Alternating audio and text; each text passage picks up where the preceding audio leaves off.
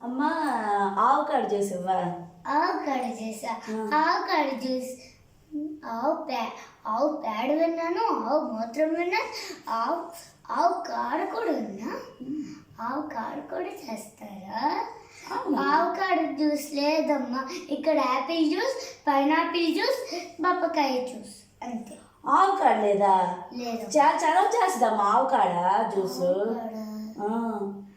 Avocado లేదమ్మా. Avocado juice లేకపోవడమేటమ్మా. అదిగో అదిగో అదిగో అదే ఆవకాడ జ్యూస్.